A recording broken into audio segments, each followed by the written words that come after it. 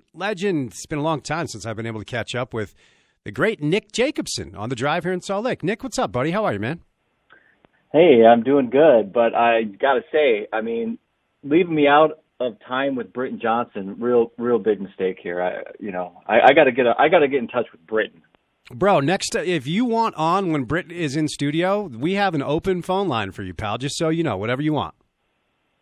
Hey, I'm there. Can I heckle the guy? I mean, that's all I want to do. All I live for these days is heckling the Johnsons, one or the other. Well, then you and I have that in common. Where are you at? Are you here locally?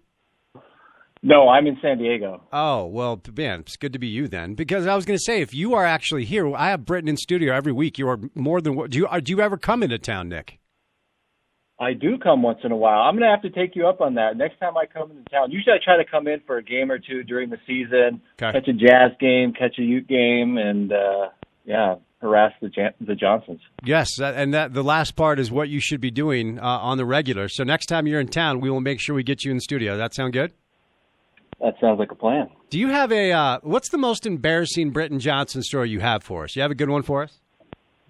Well, this is the one I love the most. I don't know if it's embarrassing. It might be to Britton, but, if you guys – I actually keep a stat with me at all times, the number of dunks that Nick Jacobson completed while at the University of Utah. And it's actually – and this includes practice and games, and it's actually 1. And it was in practice. Now, Britton might fight you on this, so I think there's a tape out there somewhere. But here's the story. Britton's guarding me. I cut back door. I get the ball. 2 steps, Britton goes up the block, and I dunk it on Britton Johnson. Oh, yes. The only dunk of my career. And to quote Coach Majerus, who stopped the play, and Britton will remember this, he stopped the play and say, hey, all right, let's do that again. And this is a direct quote, Nick, this time don't dunk it. Wait, why didn't he want you to dunk it? I have no idea. It was the first and last dunk of my Utah career, so the fact that he had to tell me not to dunk it was a bit ironic. But the big point is yes, I dunked it, and yes, it was on Britton, and I don't care, Spence, what he tells you, it was on him. I love it. And Brady, make sure we have that sound. We're going to play this for Britton coming up at 5, Nick. So good stuff there, man. Oh, please. Yes, don't let him deny it. It's a fact, and somebody has the tape. I'm going to hunt it down. I love that. What are you up to these days, man? Tell Ute fans what's the latest in the life of Nick Jacobson. Well, I am here in San Diego. I've been here for about 7 or 8 years. I finished up playing in Europe in about end of 2011, and just been living in San Diego. I got a hospitality/real estate company out here. We do a lot of short-term rentals, managed properties, owned properties. So if anybody's coming to San Diego from Utah, you guys got to hit me up, and I'll hook you up with a place to stay. Very nice, very nice. And you can get Nick on Twitter. I'm not sure how active he is, but it's at njacobson15. So Nick, let's start here. What was it like for you to watch? And I know it's a much different era and not nearly as much at stake, but it was really fun for me to watch the Utes beat Kentucky this year, and I talked to Britt a lot about that, and the history is very rich between the two programs. What was it like for you to watch the Utes beat Kentucky this year? Any Utah guy who's gone through the program, I mean, I've got a nice NCAA loss myself against Kentucky. I think we lost it's the 3rd round now, which, I like to say I made it to the 3rd round because apparently that's what it's called now. But it was really the 2nd round in my senior year. We lost to a Keith Bogans, not even a great Kentucky team, but obviously the historic losses that we had, the top loss during the national title game. Anybody who's had a chance to be a part of the program has probably lost to Kentucky when it hurt a lot. So I don't care that it was kind of a meaningless game. It was a huge win. Anytime you beat such a marquee name, it gives your team confidence. It feels great to win. You remember those games, and as a former player, just seeing it happen, it just brought a lot of joy. I mean, I soak in those wins like a lot of guys. Absolutely. And a lot of people preseason, Nick, and preseason doesn't matter. You got to play the games. But nobody really thought the Utes were going to do a whole lot this year. They were picked to finish 9th in the Pac-12, and it's a really young group, but it's a really likable group. They're really connected. They play well together, and they've got a good recruiting class coming in next season. So we'll see what happens. But just overall, what are your thoughts on the current state of the program? Well, right. I love these guys. I love the youth. I mean, I haven't caught a ton of games, but I do, watch some highlights when they come up. I can't believe the number of dunks I'm seeing. I'm like, this definitely is the Utah of my day. These guys are athletic.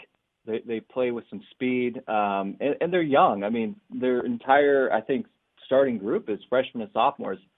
So I really think that the program's in a great spot. They've had to reload a little bit. Larry's done a great job as he's always done, and I think they're obviously only going to get better. I mean, you see their youth and their inexperience when you beat Kentucky as a 6th-ranked team, and then you lose to a very good San Diego State by like 30 or whatever they lost by. I mean, obviously there's a little bit of difference there, and not to take anything away from San Diego State, who's really good this year. But obviously there's going to be a ton of up and downs this year as those guys kind of learn how to play. And conference is going to be tough. Conference is always tough. And, I don't know if they'll continue to do as well as they've done, but they played Oregon tough. And I love the team right now, and I think they're going to be really good in the next couple of years. Have you been able to get to know Larry Krystkowiak at all, Nick? I know you were overseas for a while and you haven't lived here. For a number of different years. But if you have been able to get to know him, what are your impressions of the current Ute head coach? Well, I don't know Larry that well. I've certainly talked to him a few times and met him a few times, but I can't say I know him. I've watched him in practice a few times. I mean, it like it would be for any coach in this era, because I don't think Majerus could survive in this era. It's a completely different experience. I mean, I almost feel like in a way I would have brought like a lounging chair to hang out in their practice, because it's just the difference of what a Majerus practice is for the guys that go through it today. It's hard to encapsulate that, but I do have a relationship with guys who have been in the program a long time, staff. And when I ask them, and these guys wouldn't give me any, wouldn't say anything that wasn't true. They mostly speak to Larry's character and what just a really good guy he is. And I think that is obvious, and I think that shows in the way that he handles the team, in the way the team plays. Everything I've heard of Larry is that, first and foremost, he's just a really good individual, and I think that is a really, really nice thing to hear. I'm glad you brought up Coach Majerus, because that's where I want to end this conversation. Again, Nick, whenever you're in town, just let us know. We'll have you in the studio. We'll make sure Britt is here as well. That would be a lot of fun. But whenever I talk to a former player that played for Rick, I like to get comments that accurately reflect the entire measure of the man. This is not a witch hunt. I had a tremendous amount of respect. Have a tremendous amount of respect for Coach Majerus, and I spent a little bit of time up there, and he was really good to me. And basketball genius. But on the other side of it, we all know that he had his demons, as we all do, and he had his dark side, as many of us do. So your experience, Nick, playing for Rick Majerus was what? Oh, man. It's hard to encapsulate, and I probably wouldn't say a lot of things if he was still alive, because I think that also kind of encapsulates his aura as well. I mean, he was incredibly intense. It was only about basketball, and it was extremely hard to play for him. And I think you always had to be on your toes. In a lot of ways, you felt like you were walking on eggshells around him, and you never wanted to make a mistake. And I think for some guys that works. I mean, for me, for example, I mean that worked for me. And not to get too serious or give Britton too much credit, but a guy like Britton, I think probably would have been better off at a program where he had a little bit more free reign, where mistakes weren't penalized as heavily as it was at Utah. I mean, there were certain guys where playing for Coach Majerus really didn't allow them to, what I think, ultimately reach their full potential, just because of the way he controlled every aspect of your life. Now, it made us to be a good team. It made us probably as a team to be better than we could have if he wasn't like that.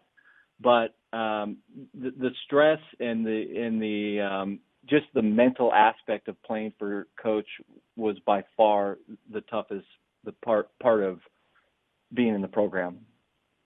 That's well put, and I couldn't agree with you more about Britton. And I know if he's listening, it pains him when I say this, but because I knew Britt when he was at the U, and he told me about his stories recruited by Boeheim, and Syracuse and all these other schools. Britton might still be in the NBA if he didn't play for Rick. And I'm dead serious about that. I know that sounds silly, but that's how unique Britton was with his size and skill set. Britton was a perfect modern-day NBA player in the late 90s, and I'm not sure how many Ute fans really understand that. Yeah, I mean, I think, and yeah, it's always hard to say in hindsight, what a guy would have done or not done. I mean, Britton had a pretty good career. He was a player of the year in our conference and all of that great stuff. But I do think that he's a kind of a guy exactly that, because of the way coach coached, I think limited him. But there's a flip side. Would Andre Miller have, developed into the unbelievable player that he did? Sure. If he hadn't gone through the University of Utah? It's hard to say. I mean, I think you have to ask Andre, but there's certainly kind of both sides to it. I probably thrived in a system like this. I needed a system to play the way I could, and Britton's more of a freelancer. Yeah, no, and that's well put, and that's why I try to acknowledge and analyze the entire measure of the man instead of trying to just focus on one side or the other. Nick, thanks for the time today, man. I appreciate it. It's good chatting with you, and I sincerely mean it. If you're in town, let us know. We'll get you and Britton studio together. It'll be a lot of fun. All right. Love to do it. Thanks a lot, Spence. Appreciate it.